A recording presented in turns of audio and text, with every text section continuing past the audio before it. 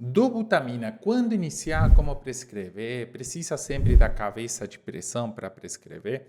Se você chegou até aqui e quer aprender sobre dobutamina, se inscreve já nesse canal. Curte, compartilhe, comenta algum assunto que você quer saber sobre o manejo do paciente grave ou sobre a medicina. E dobutamina, pessoal, ela atua nos receptores beta 1 e beta 2. Os receptores beta 1 ele está mais presente no músculo cardíaco e aumenta tanto a força, né, o inotropismo, contratividade, como o cronotropismo, né, a frequência.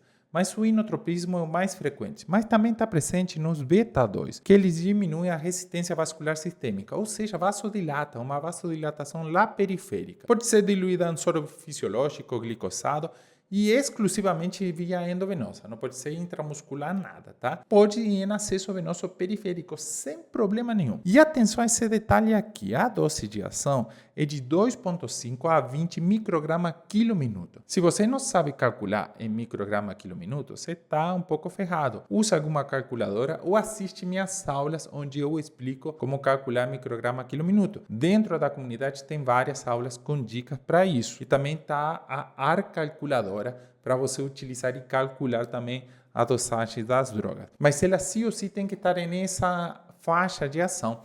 Vejo muito paciente com subdose 1,5, 2 microgramas quilo minuto, até inclusive 2,5 microgramas quilo minuto é uma dose baixa e está ali infundindo essa droga que não está fazendo absolutamente nada. E muitas vezes o único que entrega é aumento de frequência cardíaca, que não traz um benefício nenhum para o paciente. Então atenção a isso, a dose de ação. Isso aqui é muito importante. Ela hipotensa, realmente expliquei, detalho muito esse artigo dentro da comunidade na aula, mas vou te resumir. Existem dois tipos nesse estudo que foram classificados pacientes no uso da dobutamina, os responsivos e os não responsivos, em relação tanto à pressão arterial como ao débito cardíaco. Então, quando era iniciada a dobutamina, a depender da dose, a depender do paciente, existiam pacientes que eram mais responsivos no aumento do débito cardíaco do que nas manifestações da redução da resistência vascular sistêmica. O que quer dizer? Esse paciente exclusivamente ficava com a pressão normal, ou até aumentava, ou até ficava hipertenso, e acontece bastante. E os outros pacientes era o contrário, por exemplo, tinha menor resposta ao inotropismo, ao aumento do volume sistólico, aumento do débito cardíaco no uso da dobutamina,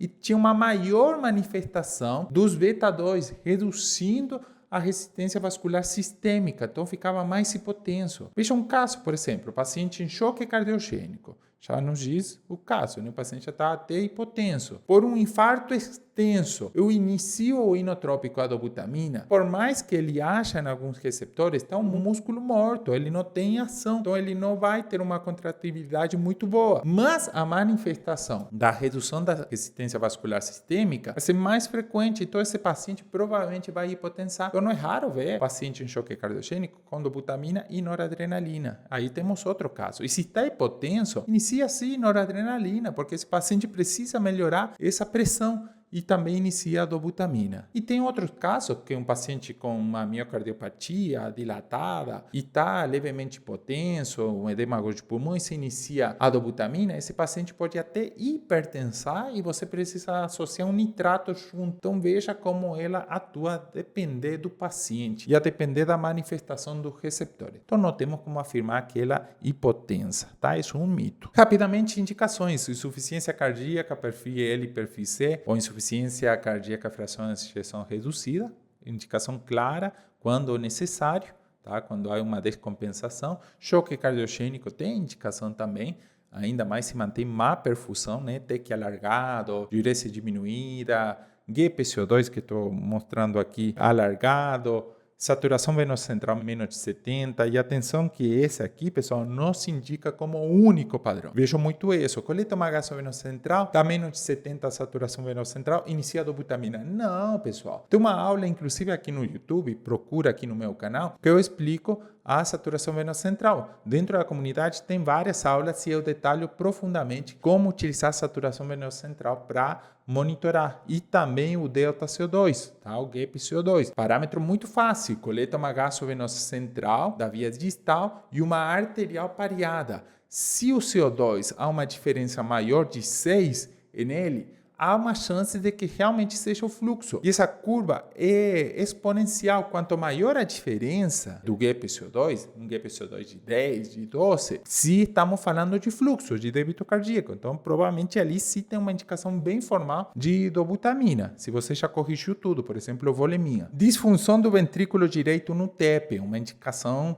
bem formal. Má perfusão tecidual persistente no choque. O paciente já está com nória, já está com vasopressina, continua com TEC alargado, diurese diminuída, GPCO2 alargado, etc. Associa a dobutamina ali. EAP com hipotensão, veja, hipotensão. Se é devido a uma insuficiência cardíaca severa, sim, pode ser indicado dobutamina ali. Precisa uma análise, precisa um estudo, um monitoramento. Então veja essas dicas simples que eu te dei agora. O manejo da dobutamina para você vai ser bem diferente. Então, se você quer aprender mais sobre drogas vasoativas, manejo paciente grave, toda essa dica, inclusive até de medicina, se inscreve aqui no meu canal, ativa as notificações, curte e compartilha nesse vídeo aqui. Nos vemos lá. Um abraço!